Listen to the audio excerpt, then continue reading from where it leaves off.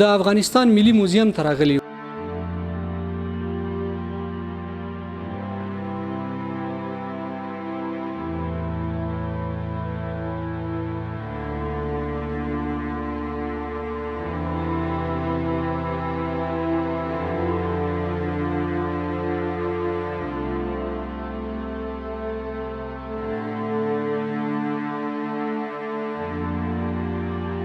د اسلامي امارت پلان او پالیسي دا ده چې د افغانانو د کلتور او د عنعناتو ساتنه وکړي، بالخصوص بیا د افغانستان د ملي موزیم.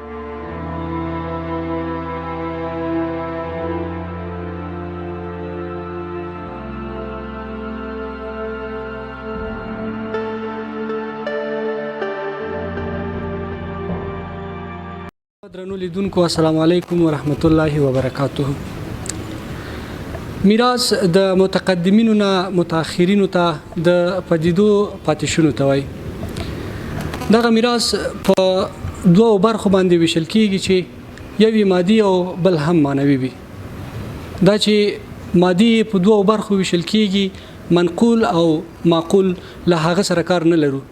نن راغلی یو چې د بشر په معنوي میراثونو باندې بحث وکړو چې دغه میراثونه فرهنګي، ټولنیزي، دینی، مذهبي او داسې نورې جنبې لري. د افغانستان ملي موزیم ته راغلی یو.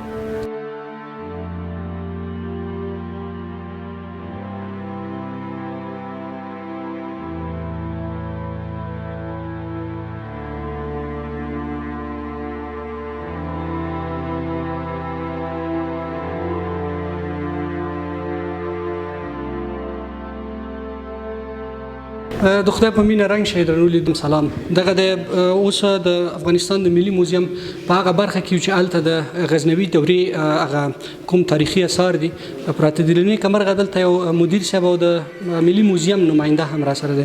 د سره به خبرې کو. دا به په عموم کې موږ ته په ټوله کې د ملي موزیم د آثارو په اړه باندې او دلته د غزنوي دورې د آثارو په اړه باندې معلومات راکړي. مدیر صاحب ستړي مشه، ستاسو نوم څه؟ سلامت باشین. من عین الدین صداقت هستم، آمر موزیمداران موزیم ملی افغانستان. بسیار خوب. مدیر صاحب محترم، دغه آثار چې په دغه دالیز کې خېدي دغه نندارتون کې دا ټول په غزنوي دورې پورې اړه لري.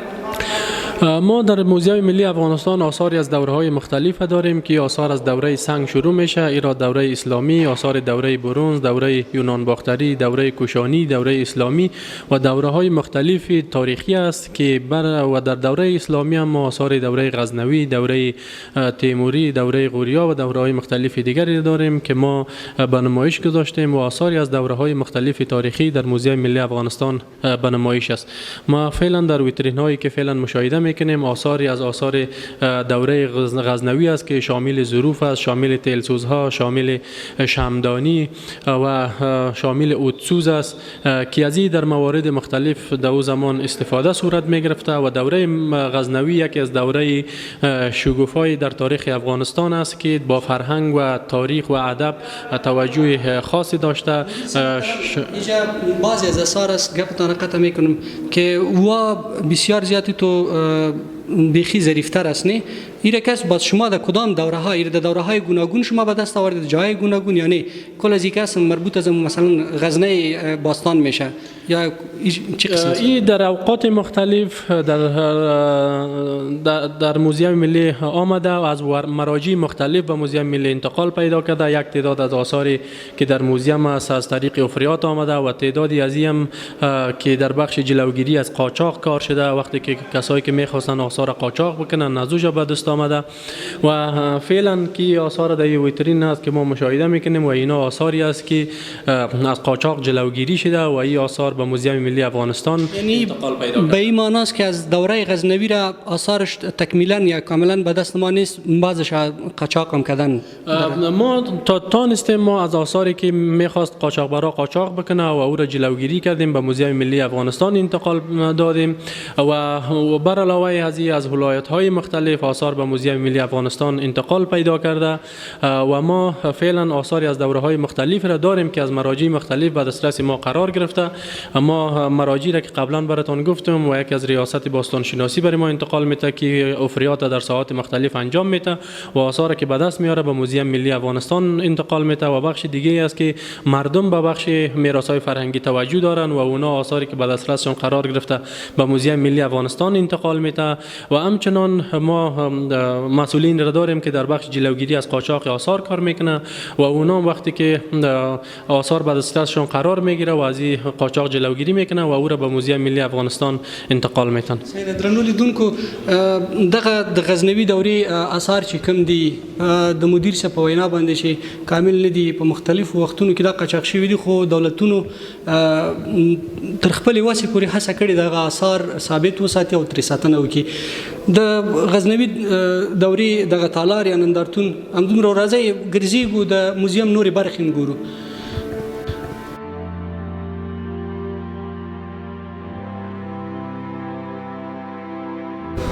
قدرمندو دلته راغلي د موزیم په دویم منزل کې یو عمومي تالار چې هغه د نندارتونونو لپاره مختص شوی دی. مدیر صاحب هم راسره دی، په هر نندارتون باندې به راته وغږیږي او په اړه باندې به معلومات راکړي. مدیر صاحب محترم، چون شما پیشتر گفتین که می تالار کلش از نمایشگاه هاست، دیجا شما از کدام بخشار نمایشگاهش داری؟ ما دیجا نمایشگاه مسکوکات داریم، نمایشگاه هزار شهر باختر را داریم، نمایشگاه میس عینک داریم و آثاری است که از دوره‌های مختلف تاریخی در این نمایشگاه به نمایش گذاشته شده. ما از نزدیک میریم نمایشگاه را میبینیم. نمایشگاه هزار شهر باختر مهرباني. راځي درنو لیدونکو د باختر هغه کومه نمایشگاه یا نندارتون چې دی هغه ته زو ګورو چې کوم آثار پکې دي.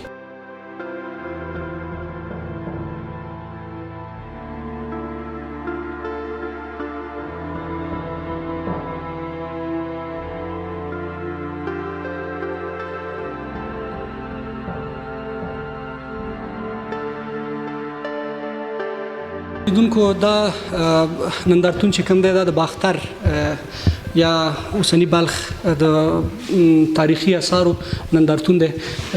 مدیر صاحب امی آثار کدام دوره باختری که است؟ ایره شما اکثر از آثار دمانی کدام دوره به دست آوردین؟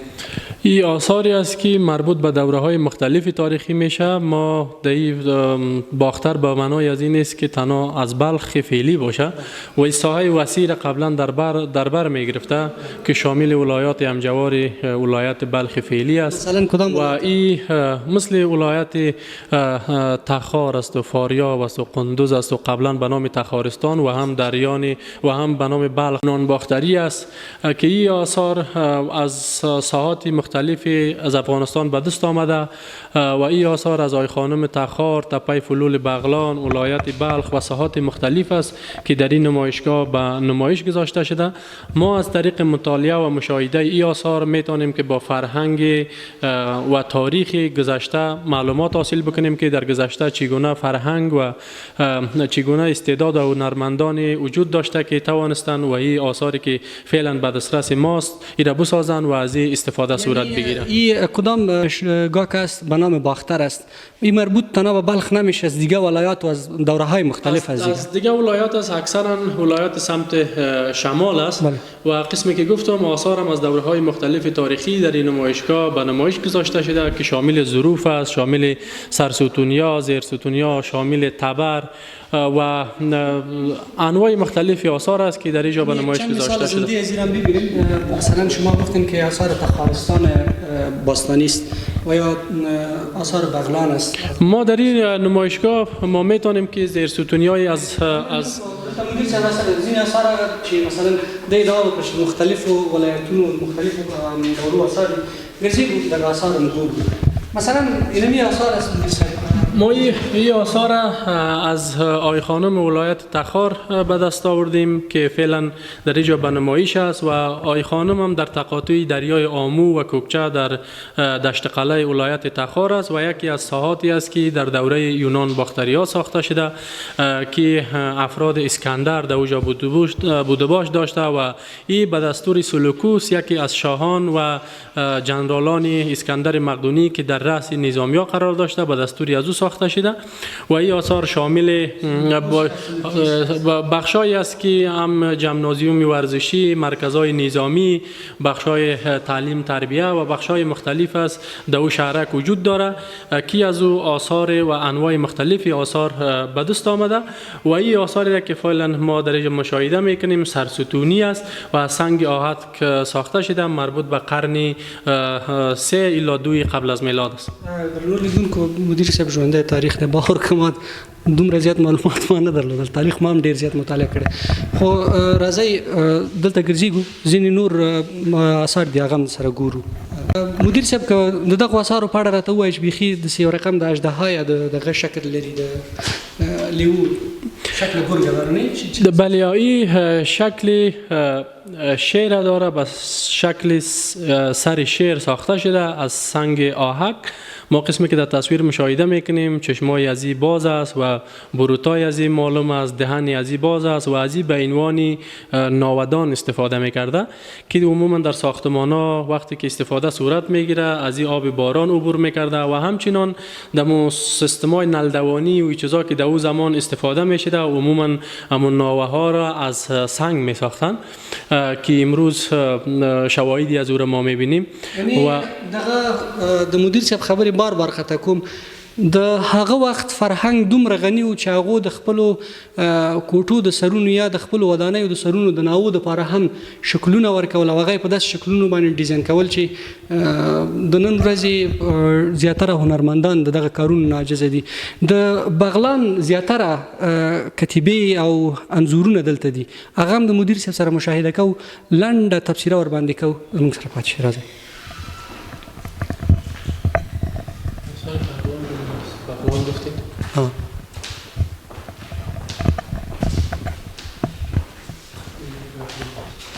بسیار خوب.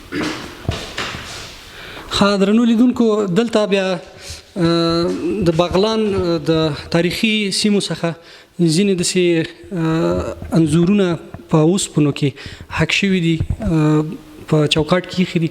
دلته به د مدیر صاحب سره خبرې کوم. مدیر صاحب درباره ازی شما بی آثاری که فعلا در ویترین ما مشاهده میکنیم و این آثار مربوط به دوره برنز است که یک ظرف است مربوط به قرن هزاره 3 قبل از میلاد است و این ظروف نقره‌ای است و این قبلا در اوجا توسط دهقانا پیدا شده که متاسفانه این آثار را تخریب کردن و اونا میخواستن این را بین خود تقسیم بکنن که به فروش برسانن و بعد از این بله پیدای جور بده این را پیدا کردن اونا بین خود بازی را تقسیم کردن و این بعدا به مسئولین بخش اطلاعات فرهنگ اطلاع داده شد اونا با این آثار تحویل گرفتن و به موزیم ملی افغانستان آوردن و ما بر علاوه از این آثار از تپه فلول ولایت بغلان آثار مختلف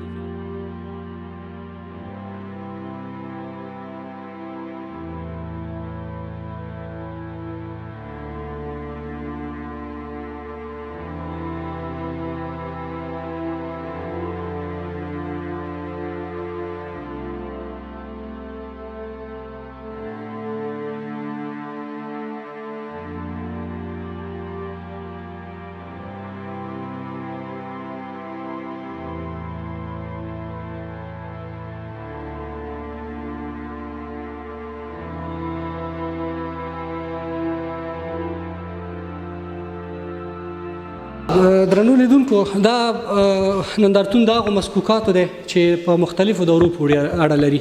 مدیر صاحب د دغې نندارتون دغه کم مسکوکات چې دي په کومو دورو پورې اړه لري د کومې دورې نه تر کومې دورې دلته تاسو مسکوکات لرئ؟ قسمی که میدانیم قبل از اینکه سکه ضرب شود تبادله جنس صورت می گرفته و بعد از او به انواع مختلف سکه ها ضرب زده شده که حتی سکه های غیر منظم بوده و ما در اینجا سکه های از دوره های مختلف تاریخی را داریم که مثل دوره هخامنشی‌ها، دوره یونان باختری، دوره کوشانی، دوره های مختلف از اسلامی را داریم که در این نمایشگاه به نمایش گذاشته شده شده. قسمی که میدانیم در قدیم زرابخانه های مختلفی در آیخانم تخار، در تپه مرنجان کابل، در میرزکه پکتیا، در هلمند، در هندراب یا هندرابه بغلان زرابخانه ها بوده که در او دوره ها سکه ها ضرب می شده و این در جریان افریاد به دست آمده که به موزیم ملی افغانستان انتقال پیدا کرده و ما یک تعدادی از این را در این نمایشگاه به نمایش داریم که بر علاوه سکه ها ما در اینجا مدال ها، مهرها و نشان ها را به نمایش داریم که کسایی که کدام افتخارات داشتن که مدال کسب کردن و او مدال هم به نمایش گذاشته شده و این آثار و این مسکوکات همگی از ارزش فوق العاده تاریخی و فرهنگی. دلته مدیر صاحب ګڼ مسکوکات دي. دغه مسکوکات ځان ته د میلادي پیړیو دي کنه د میلاد نه وړاندې مثلا سکندر او دغه نور خلک چې دي کوشانیان دغه پورې مړه لري. بله، قسمی که گفتم در مورد سکه های هخامنشی ها و سکه های یونانی ها و او قبل از میلاد است و ما بعد از میلاد هم یا در سالهای میلادی هم مثل دوره های کوشانی و دوره های مختلف دیگر آثار را داریم که این آثار به دوره های مختلف تاریخی برمیگرده و این آثار از طلا، مس، نقره و ساخته شده و هر کدامی از او دارای ارزش تاریخی خاص خود می باشه. درنو لیدونکو دا د مختلفو دورو د مختلفو واکمنانو چې د هغو په نومونو باندې سکې ضرب شوي دي تاسو یې په تصویر کې ګورئ چې دلته په چوکاټونو کې او بند شوي د دې ترڅنګ دلته په دغه نندارتون کې میډالونه هم شته هغه میډالونه چې خلکو ترلاسه کړي هغه سکې چې خپل تللي او دلته موږ ته په تاریخ کې پاتې دي یو نندارتون ترې ډک دی او په دې باندې ډېرې زیاتې خبرې کېدلی شي چې وخت مختصر دی زموږ خبرې اوږدې نه شي زو یوې بلې برخې ته او یو بل نندارتون درته ښایو.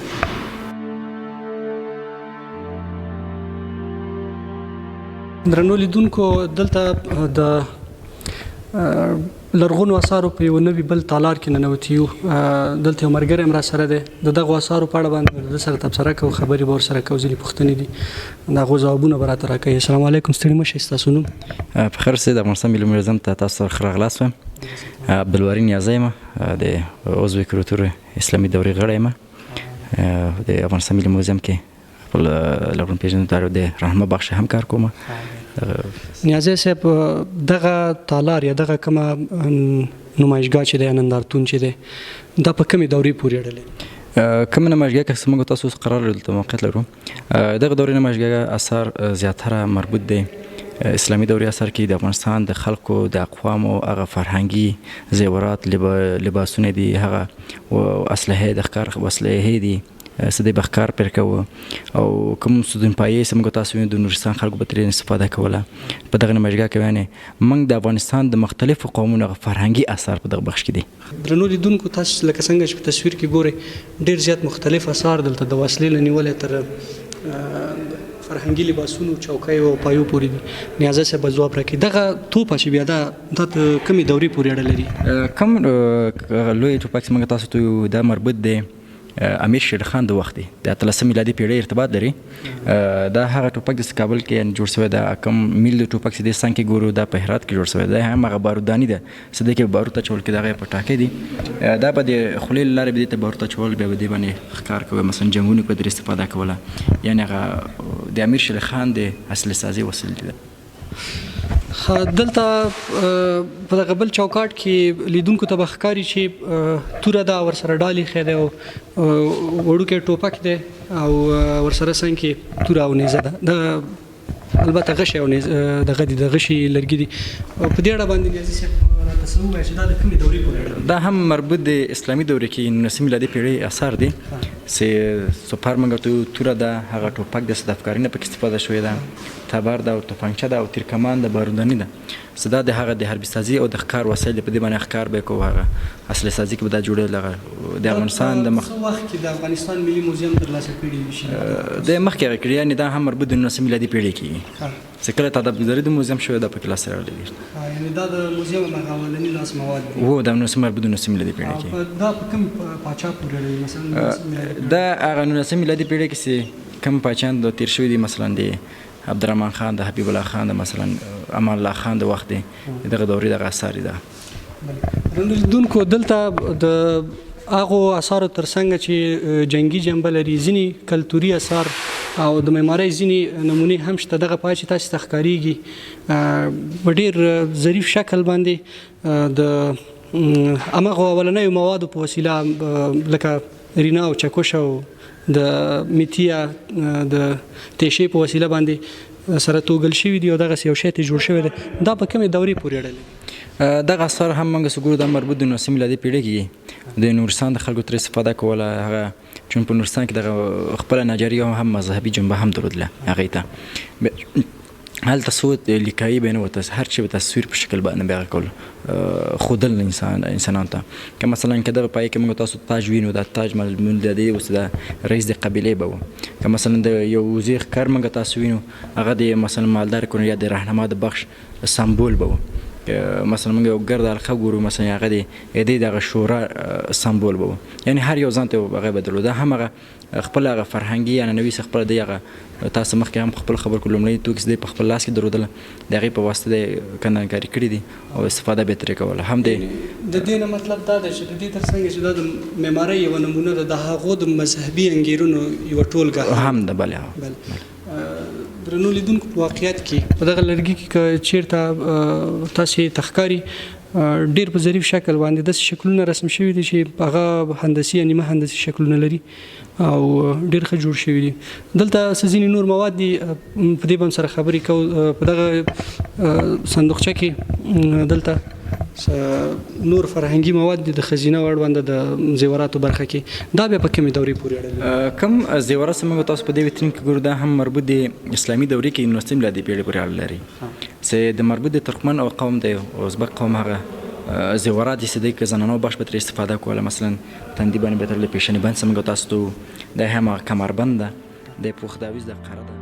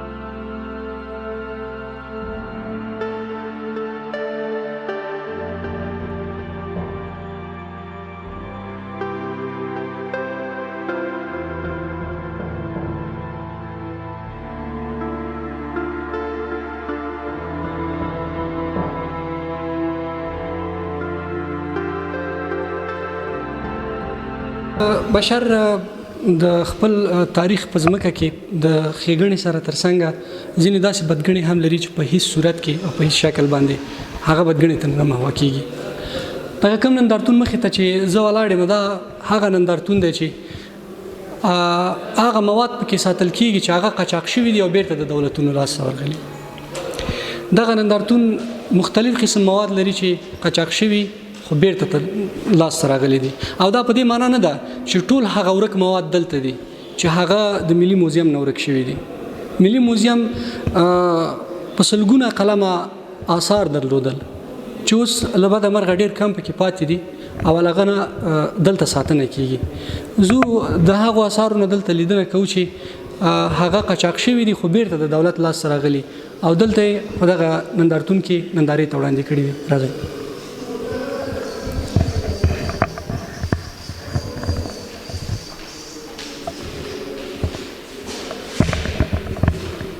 مدیر صاحب، مثل قبلا شما گفتیم که همین نمایشگاه آثار داره که و قاچاق شد و پس شما به دست آوردین.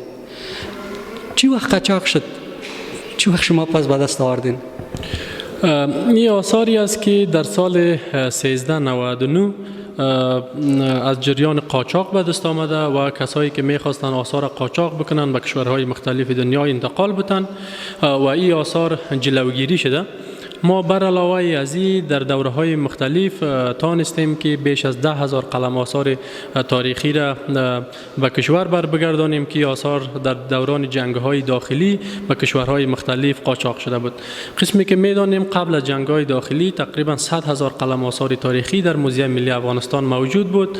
متاسفانه بیش از 70,000 قلم آثار تاریخی تخریب شد و تعدادی از به کشورهای مختلف دنیا انتقال داده شد. ما بر اساس مسعی تلاشی که انجام دادیم توانستیم بیش از 10,000 قلم آثار تاریخی را به موزیم ملی افغانستان انتقال بدیم که ما قبلا نمایشگاه برگردانده شده از ژاپن داشتیم، نمایشگاه آثار برگردانده شده از لندن داشتیم و آثاری است که از کشورهای مختلف دنیا برگردانده شده و هنوز ما سعی و تلاش خود داریم تا بتوانیم آثار بیشتری از افغانستان در کشورهای مختلف دنیا شناسایی بکنیم و بعد از شناسایی ما او را به کشور انتقال میتیم که ما فعلا در این نمایشگاه آثاری است که در سال 1399 کشف و ضبط شده که این آثار شامل شمشیرها، شامل زیورات، شامل مسکوکات و انواع مختلف دیگر آثار تاریخی میشه که برای بازدید کننده ها نمایشگاه باز می باشه و همیشه با علاقمندی. درنو لیدونکو لکه څنګه چې تاسو د مدیر صاحب خبرو کې واوریدل چې دغلته یو څو قلم آثار د سیخي دي چې هغه په ګمرکاتو په بندرونو کې د قاچاق کوونکو لمنګلو راخیستل شوی دی او دلته په دغه نندارتون کې خودل شوی دی. خدا په دې معنا باندې نه ده چې منګه هغه ټول ورک شوی مواد بیرته ترلاسه کړل چې د تاریخ په اوږدو کې او په کورنۍ او نیابتي جنګونو کې منګه له لاسه ورکړي. هغه آثار چې 80,000 قلم آثار 80,000 قلم یې منګه له لاسه ورکړي او په مختلفو هیوادونو کې تر مبهم نمونو لاندې پراته دي. د خپل فرهنګي میراثونو ساتنه وکړو ترڅو په تاریخ کې منګه مستند پاتې شو او د خپل آباء او اجدادو فرهنګونه ژوندي وساتو.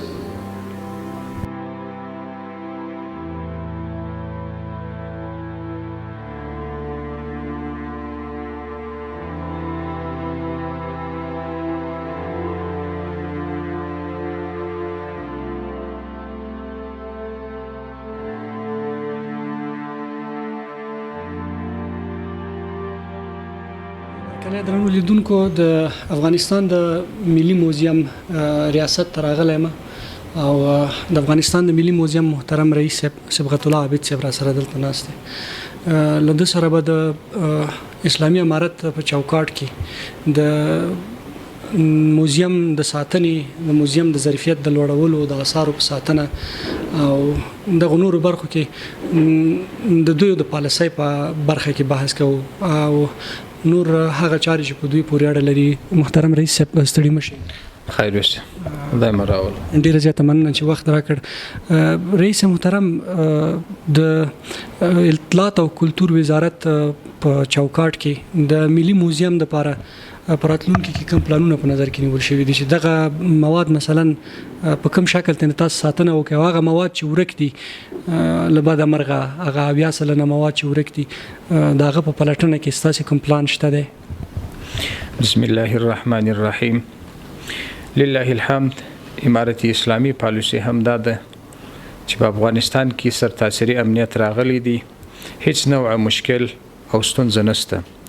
د اسلامی امارت پلان او پالیسی داده چې د افغانانو د کلتور او د عنعناتو ساتنه وکړي، بل خصوص بیا د افغانستان د ملي موزیم څخه ساتنه وکړي او کم شان چې په ملي موزیم کې موجود دي تقریبا 50,000 قلم آثار موږ اوس پیلن د په ملي موزیم کې حالا وجود لري او د دې لپاره پلان لرو، کوشش کوو چې افغانستان د دې اړخ غني هم دی او موږ هم غواړو کوشش کوو چې نور له هم غني کو او د بهبود لپاره زیات کوشش وکړو. د دې د ساتنې لپاره خو مدیر هڅه کړې دي او سم ډیره هڅه کوو. لله الحمد. کوم ګواښ نه دی متوجه، نه څه مشکل ستا، نه څه خبره ستا، نه دی لوی الله فیشي. تر اوسه مو شه محافظت او شه ساتنه کړې ده. د کاچاکو د مخنیوي په برخه کې خپل امریت لرو، هغه په خپل دنده باندې شروع کړې ده.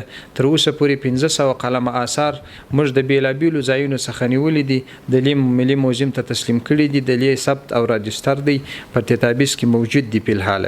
او د ولایت لپاره هم پلانونه لرو، غواړو چې د افغانستان ټول ولایتونو ته سفر وکړو او هلته وګورو چې د افغانستان کلتوري شیان او هغه عنعنوي شیان یا د افغانستان تاریخي آثار هلته چې څون دستا یا موجود دي غواړو چې په هغه ځایو کې ځایونه ورته جوړ کو نمایشګاوي ورته جوړ کو د خلکو د نندارې د پاره یې وړاندې کو. رئیس محترم خبرو کې مدربیږم په مختلف وختونو کې په دغه جغرافیا په افغانستان نه مطلب د ډیر ځای جنگونه پکې شوي دي دا غو تر ټولو خطرناک شکل د روس اشغال او لاغنه وروسته کورنۍ جګړې وي چې په دغه جریان کې زخت زیات اثر د هیواد نه په مختلفو اشکالو باندې وبستل شول. تاسو له بهرنیو هیوادونو سره د همغږۍ په برخه کې کوم اراده لرئ یا مو کوم قدم اخیسته ده چې هغه اثر چې له هیواد په غیر قانوني شکل باندې وصل شوی تاسو بیرته وغواړئ؟ د دې لپاره شاید اسلامي امارت پر راتلونکي کې تصمیم ونیسي او په دې برخه کې کوشش وکړي. د دې لپاره یو تصمیم نیول ضرور دی پکار دی چې موږ سره څه شواهد پیدا سي او موږ هغه ملکو څخه بیا دا وغواړو چې د دغه شواهدو په حق باندې موږ غواړو چې زموږ آثار بیرته موږ ته تسلیم کړي. خو لله الحمد امارت په دې هڅه کې دی غواړي چې د ټولو بهرانيانو سره روابط ولري او د روابطو په څنګ کې خپل کلتوري آثار بیرته خپل ملک ته انتقال کړي او د لې په افغانستان کې بیرته سره ځای پر ځای کړي. هغه خلک چې مختلف تصورات لري او د افغانستان د سیل کولو دلته د سیاحت کولو دغه برخه کې ورته مشکلات خاريږي د اعظم ملک خدمت کې د خپل پیغام ورته وړاندې دلته خو سپیلن د هیڅ چا د لپاره مشکل نشته. پیلندنه موږ د چا سره خو بيخي مشکل نه لرو. شد امنیت چاپیریال مرامنځته کړی دی د هیڅ څوک د هیڅ چا سره هیڅ کار نه لري. بل خصوص په ټول افغانستان کې سیاحین راځي ګرځي د افغانستان د هرې منطقې د هرې ساحې څخه لیدنه کوي او نورو بهرانيانو ته هم دعوت ورکوي چې راشي په افغانستان کې وګرځيږي. دلته د امن فضا موجود ده د امنیت فضا موجود ده. دلته هیڅ قسم کوم مشکل نشته نه کوم چاته ګواښ متوجه دي. دا چې خلک خپل د فکر څخه داسې یو څه جوړي چې هلته به مشکلات لله الحمد ټول رپسوي دي هیڅ مشکل نه لرو. د امنیت په برخه کې د ټولو خلکو ښه امنیت نیسو او بل خصوص دغه سیلانیان چې زموږ ملک ته راځي په دې باندې زیات خوشاله یو زیات منندوی او د چې کم څوک موزیم ته راځي په موزیم کې ډیر ښه نندارتونونه موږ لرو د تقریبا 15000 کال راهیسي به تر اوسه پورې په دوه درو دورو کې چې یو دوره سنگ ده بل دوره کوشانیا ده یو دوره برونز ده او بل دوره اسلامي ده. د دې ټولو نندارتونونه سته او ټول خلک سیلانیان کولای شي چې د دغه شانو څخه لیدنه وکړي. هیڅ کوم مشکل نشته نه چاته کوم ګواښ سوی دی نه څه خبره سته. دلته لله الحمد د امن فضا موجود ده د امنیت چاپیریال جوړ دی هیڅ مشکل نشته. ټول سیلانیان په آزاد فضا کې راځي او بیا بیرته ستنیږي. ودان شي رئیس صاحب چې زمونږ ځینو پښتون اندېښنو ته مځواب ورکړي. سلامت اوسئ. مننه. درنو لیدونکو زمونږ دغه خبرونه همدلته پای ته رسیږي.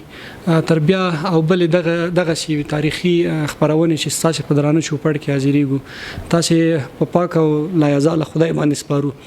خیر چاري الله مومن.